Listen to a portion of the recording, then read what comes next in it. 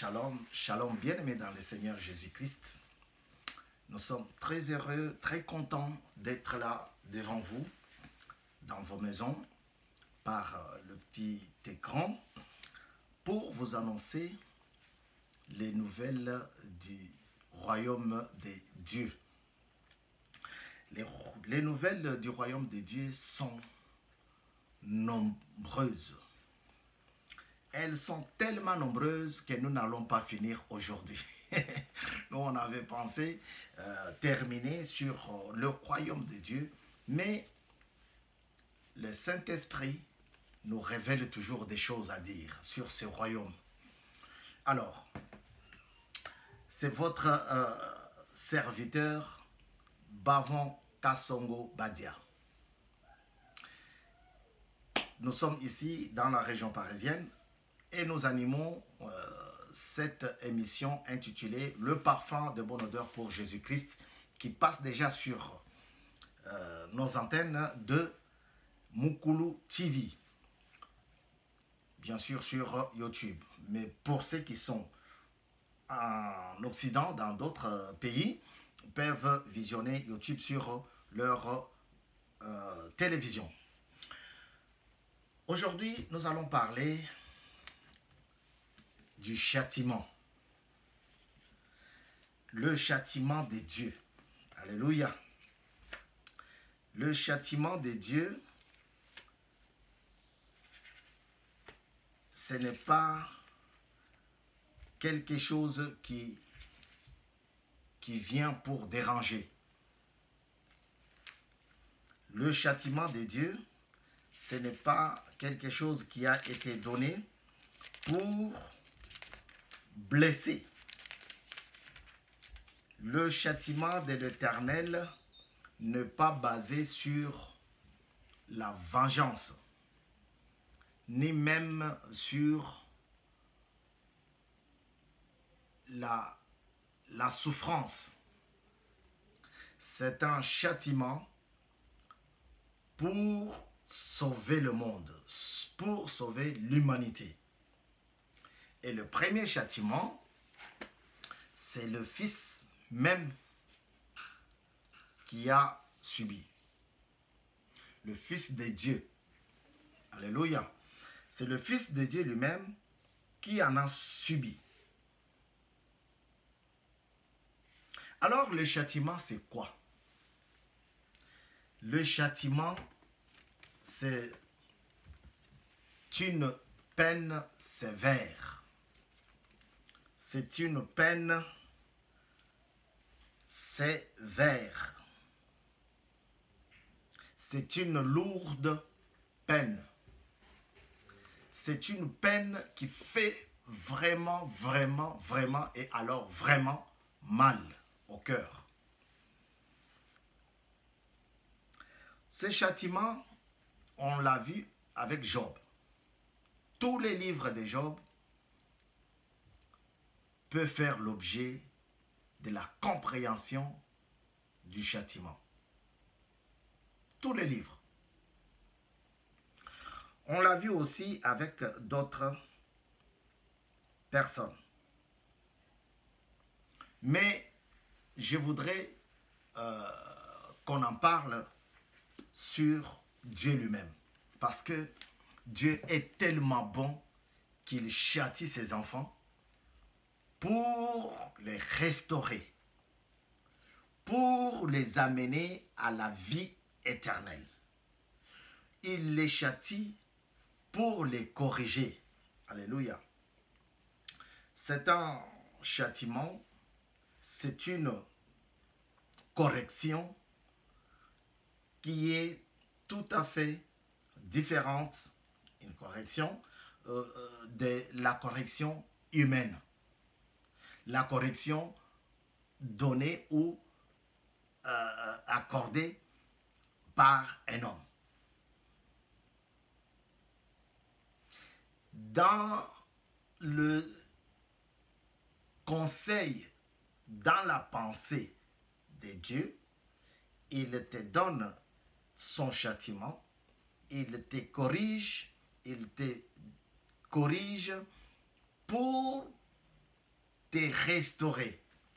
Dieu ne te laisse pas envahi par beaucoup de soucis, d'amertume, des questions sans réponse, parce que tu as commis un péché. Non. Il te reprend par amour. Alléluia. C'est pour cela. Le frère Paul, l'apôtre Paul, commençait toujours ses livres, ses lettres, ses épîtres par dire un mot sur la miséricorde, sur l'amour, sur la bonté de l'Éternel.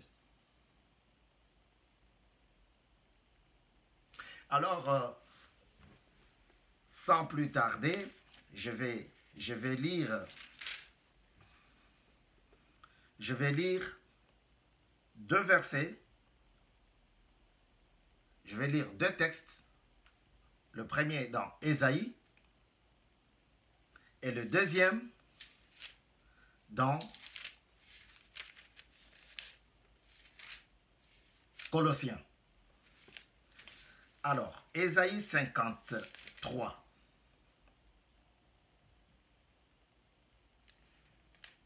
Ésaïe 54, pardon.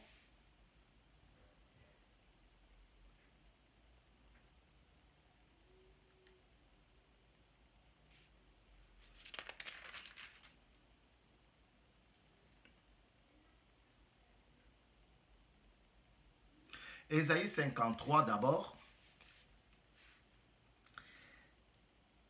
Nous étions, je lis au nom du Seigneur Jésus, nous étions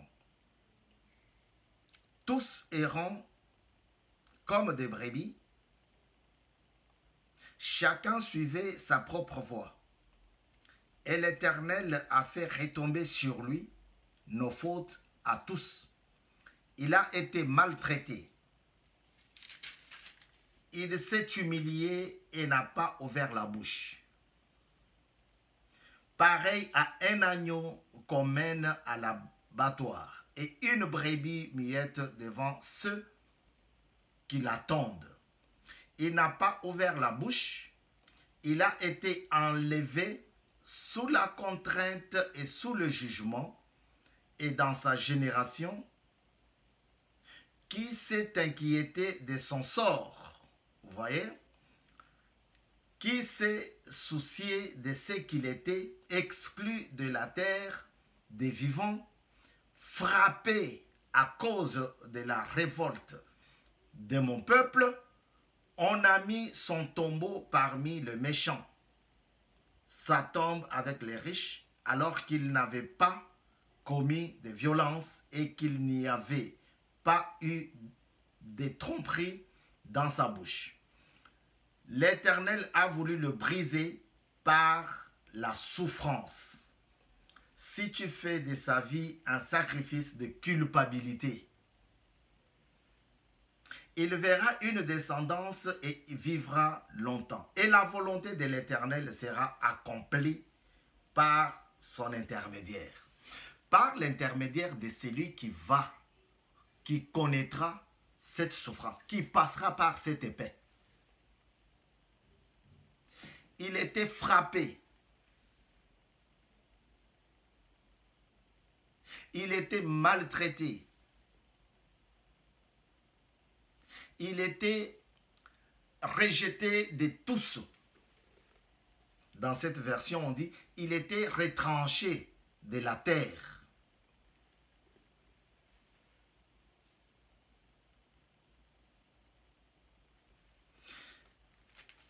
Je veux qu'on lise Colossiens.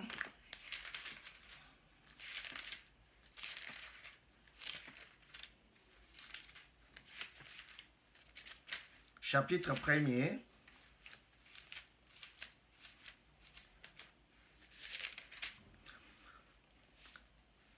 Salutations et louanges de la part de Paul, apôtre de Jésus-Christ par la volonté de Dieu, et du frère Timothée, aux saints qui sont à Colosse.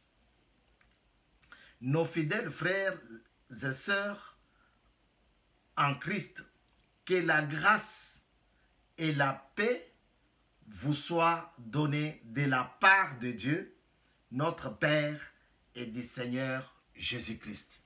Vous voyez, il commence son épître, il commence ce courrier, cette lettre, par une salutation.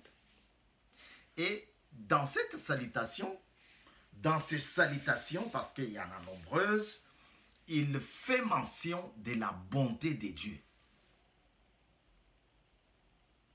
Vous voyez? Il dit que la grâce et la paix vous soient accordées de la part de notre Père, Dieu Tout-Puissant. Il ne commence pas par dire que vous serez châtiés. Il commence d'abord par les révéler que Dieu est amour. Malgré votre conduite tortueuse, Dieu est amour. Je vous transmets ces salutations par l'amour, par la bonté, par la puissance de la miséricorde de Dieu. Alléluia. Et ici, on dit les châtiments qui nous donnent la paix est tombé sur lui. C'est pour cela, dans Ésaïe, dans l'épître, dans le chapitre 53 que nous avons lu, tout au début, on parle de ces châtiments qui nous libèrent, ces châtiments qui nous donnent la vie, ces châtiments qui nous enlèvent de la mauvaise, du cercle de la mauvaise compagnie. Ces châtiments qui nous enlèvent de la calomnie, qui nous enlèvent de la jalousie, qui nous enlèvent dans toute puissance du ténèbre, de ténèbres. C'est cette puissance-là, c'est ces châtiments-là, c'est cet amour-là qui a été exprimé par Dieu. En envoyant, en offrant, tu vois, en livrant, en nous donnant son propre fils. Il savait déjà que mon fils sera maltraité, sera frappé, sera calomnié, sera insulté, sera retranché de la terre, sera livré en sacrifice vivant. Alléluia. La bonté de l'Éternel. Mais toute cette souffrance a été acceptée, validée dans les conseils de dans la réunion de son amour, dans le conseil de Dieu. Ça a été accepté rien que pour restaurer la vie de l'homme. C'est pour cela Christ a été cloué sur la croix. Et là-bas, il y a la position verticale, il y a aussi la position horizontale. La position verticale qui veut tout simplement nous faire voir la relation avec notre prochain. Et la position horizontale, la relation avec notre Dieu. Alléluia. L'Éternel est bon. Il est bon pour toujours. Et sa bonté est là devant lui, dans son royaume. Il veut que toi aussi tu puisses vivre cette bonté. Voilà pourquoi il te châtie quand tu fais des conneries. Quand tu commets le péché. Romains dit le résultat du péché, c'est la mort. Il dit encore que tous ont péché et sont privés de la gloire éternelle. Donc, dans le royaume de Dieu, il y a cette gloire présente. Une présence perpétuelle. Que Dieu veut que tu puisses participer en acceptant son Fils publiquement. Il est ton Seigneur et ton Sauveur. Et en passant par les eaux du baptême. C'est ainsi que tu auras l'accès dans ce royaume. Mais avant cela, Dieu te châtie. Alléluia. Il te châtie parce qu'il t'aime. Dieu n'est pas comme d'autres mariages que j'ai déjà vus. L'homme va aller prendre une femme en mariage. À un moment donné de leur vie maritale, l'homme change. Il devient arrogant. Il devient colérique. Pour un petit truc de rien du tout, il trouve la cuillère sur la table, il trouve la cuillère sur la chaise, il frappe sa femme. Il la frappe de telle sorte que tu dis non, ça c'est pour autre chose, c'est pas seulement parce qu'il a trouvé la cuillère sur la chaise. Ça c'est un amour que Dieu ne peut pas nous présenter. Alléluia. Il y a aussi des mariages où les femmes frappent leur mari. Oui. Elle a frappé son mari à tel point que les gens savent déjà que ce qu'il fait là, il sera frappé. Mais ça, ce n'est pas ce genre d'amour que je voudrais aborder avec vous. Ce genre de châtiment que je voudrais aborder avec vous. Avec vous, je voudrais vous dire que Dieu est amour. Bon gré son amour, malgré son amour, il châtie celui qu'il aime. Alléluia. Il a tellement aimé Jésus-Christ qu'il l'a livré pour qu'il meure en sacrifice vivant. Voilà. Il l'a tellement aimé. Parce que lorsque Dieu a posé la question, il s'est présenté. Il n'a pas laissé la place aux anges. Il n'a pas laissé la place au Saint-Esprit. Il a dit, mais voici, envoie-moi. Je vais aller mourir pour eux. C'est ainsi que on dit, le châtiment qui nous donne la vie est tombé sur lui.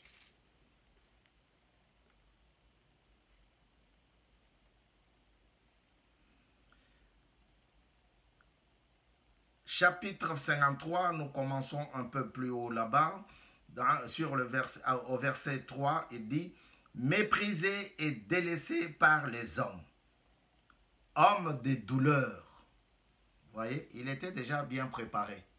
« Homme des douleurs, habitué à la souffrance. »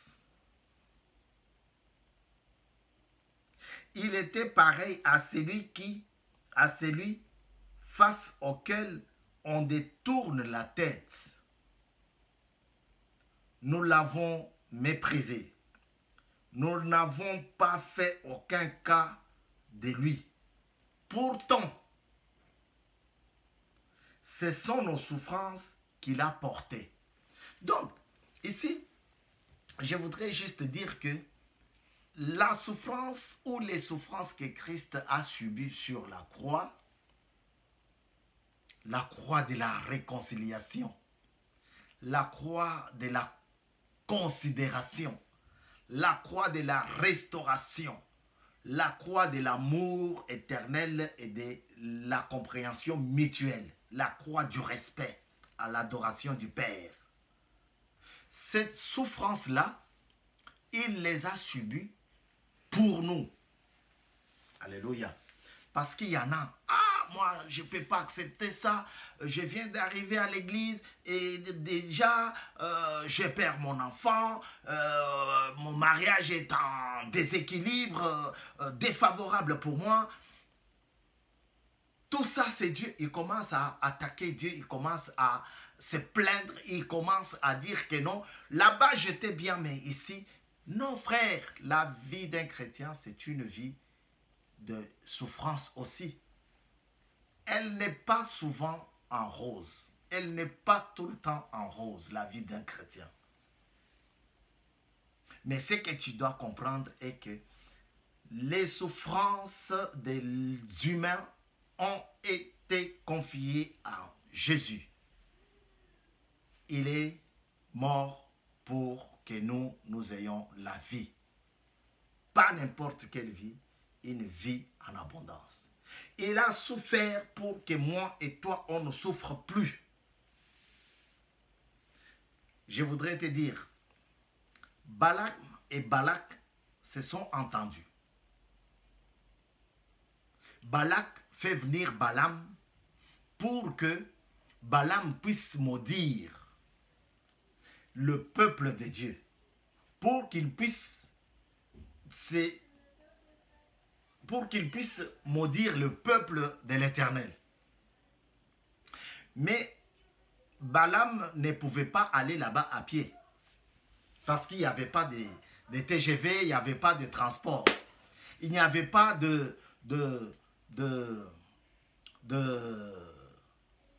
des avions, il n'y en avait pas. Il y avait des chevaux. Il y avait d'ânesse, d'âne. Il prend un cheval, il s'en va. Pour aller détruire l'église de Dieu. Pour aller calomnier, pour aller insulter. Comme on le fait souvent dans nos maisons.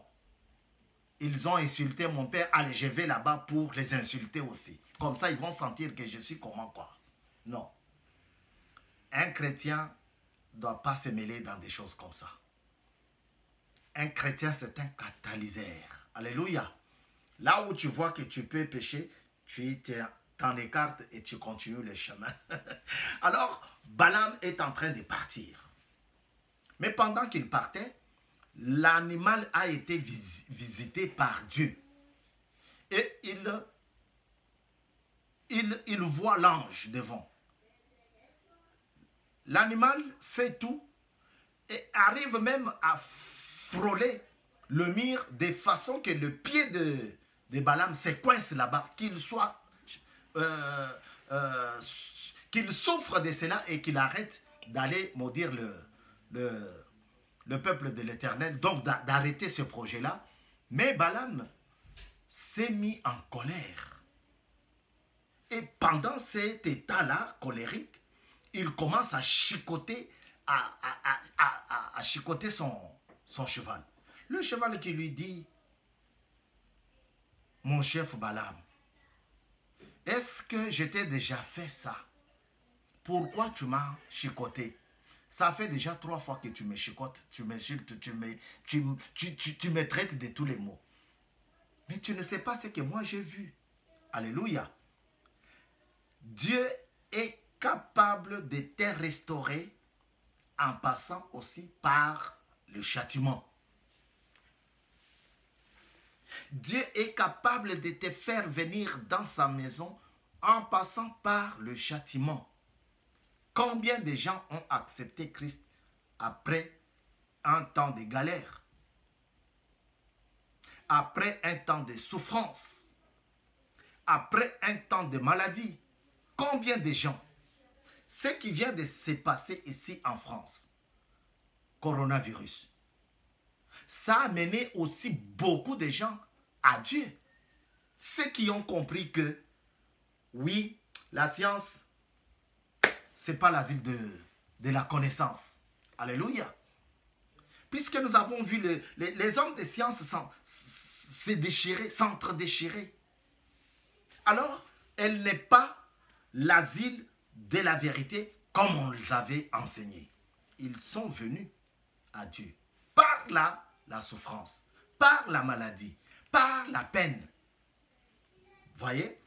Alors, l'animal demande à son chef, il lui dit, est-ce que je t'ai déjà fait ça? C'est lorsque Dieu a ouvert les yeux de Balaam que Balaam a vu ce que les hommes ne voient pas souvent. Et qu'il a commencé à proclamer les oracles de l'Éternel. Alléluia. Nombre 22, 23. Lisez pour comprendre cette histoire. Une histoire très très merveilleuse. Une bonne révélation pour ceux qui continuent à faire du mal à Dieu. Pour ceux qui persécutent Dieu. Pour ceux qui ensorcellent le peuple de Dieu. Pour ceux qui maltraitent le peuple de Dieu. L'Éternel est bon et des fois, il passe par le châtiment pour te faire revenir dans sa maison. Ne doute pas, ne fuis pas la maison de l'Éternel parce que tu as connu une souffrance, une galère. Non. Par contre, reste comme Job. Lorsqu'il a compris que il était juste et que cette maladie ne pouvait pas provenir de ses mauvais états, il est resté accroché, scotché à Dieu. Il dit, je vais voir. Moi, je ne demande pas autre chose. Je vais comparaître contre lui. Moi et lui face à face. Je le cherche à gauche, à droite, je le cherche à l'Orient. Donc, il est resté dans la maison. Toi aussi. Le salut est individuel. Je m'adresse maintenant à toi qui me suis. Toutes ces souffrances qui sont passées, toute cette pandémie qui vient de passer, ça ne te dit rien.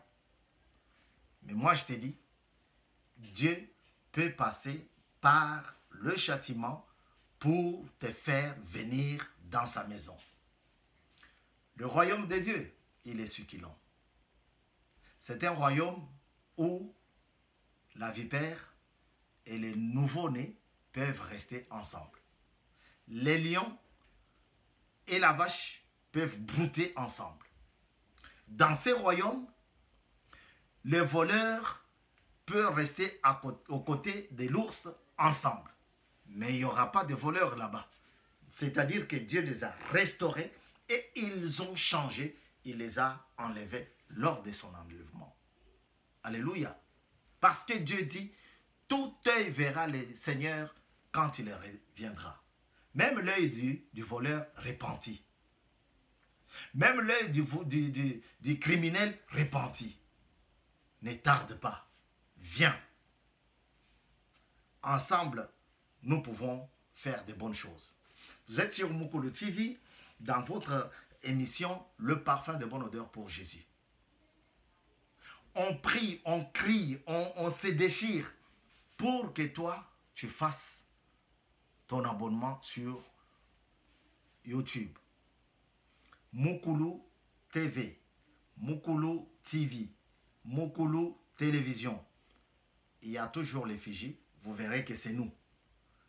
Faites votre abonnement, comme ça, ensemble, nous pourrons parler de Dieu, nous pourrons l'adorer. Balaam a été châtié. Il a compris ce que Dieu lui a demandé. Et il a béni les Israélites sur leur chemin. Christ a quitté toute la gloire. Il est descendu, il a œuvré et il a accepté le châtiment qui était devant lui. Et Dieu l'a souverainement élevé. Philippiens chapitre 2. Dieu l'a souverainement élevé. Toi maintenant qui es dans l'impudicité, toi qui es dans le mensonge, toi qui es dans les persécutions, toi qui es dans des choses qui n'honorent pas l'Éternel, est-ce que tu peux te confier en lui maintenant pour qu'il te restaure et que tu puisses adorer le roi de gloire? C'est ça notre souhait. Et c'est la volonté de Dieu. Parce qu'il veut que tous les hommes puissent revenir à la repentance. Et qu'ils changent. Le changement de mentalité, c'est accepter la croix de Jésus-Christ aussi. C'est là que Christ nous accepte dans son royaume et il régnera avec nous. Nous sommes très heureux aujourd'hui et nous nous arrêtons par ici. Que le Dieu des gloires, le Seigneur des seigneurs, fasse luire sa face sur chacun d'entre vous. Nous avons ainsi dit Amen. Faites votre abonnement, bien-aimé. Sortez dans des sites, dans des groupes où on ne vous dit rien. Tu es un chrétien, tu es une chrétienne. Sors de là-bas. Tu as tellement fait d'abonnements dans des groupes qui n'honorent pas l'Éternel. Maintenant, pour venir, pour faire ton abonnement, tu traînes les pas. Non, viens. Ta place n'est pas là-bas, ta place c'est ici.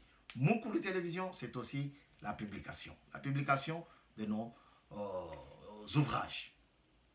Ils sont là. Jésus,